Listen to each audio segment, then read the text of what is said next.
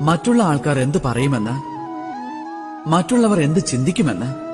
ഞാൻ നിങ്ങളോടൊരു ചോദ്യം ചോദിക്കാം. അതായത് ആരാണ് ഈ മറ്റുള്ളവർ? നിങ്ങൾ ജനിച്ചു വീണപ്പോൾ എവിടെയായിരുന്നു അവരൊക്കെ? നിങ്ങൾ വിഷമം പിടിച്ച അവസ്ഥയിൽ അകപ്പെട്ടിരുന്ന ആ സമയത്ത് എവിടെയായിരുന്നു ഈ മറ്റുള്ളവർ? അതുകൊണ്ട് അവർ നിങ്ങളെ സഹായിക്കാറേയില്ല. പ്രശ്നങ്ങൾക്കുള്ള പരിഹാരം നിങ്ങൾ തന്നെയാണ് സ്വയം കണ്ടെത്തേണ്ടത്. നിങ്ങൾക്ക് ജീവിക്കണമെന്ന ആഗ്രഹമുണ്ടെങ്കിൽ ആ മറ്റുള്ളവരെ കുറിച്ചുള്ള ചിന്ത വെടിഞ്ഞാലും ചിന്തിക്കൂ, ജീവിതയാത്രയിൽ എന്താണ് ശുഭമെന്നും ശുഭകരമായി എന്ത് ചെയ്യാൻ സാധിക്കുമെന്നും.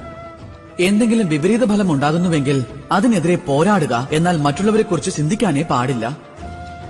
ഇത് മാത്രം ചിന്തിക്കൂ, ജീവിതയാത്രയിൽ നിങ്ങൾക്ക് എന്ത് നല്ല കാര്യം ചെയ്യാനാകുമെന്ന്.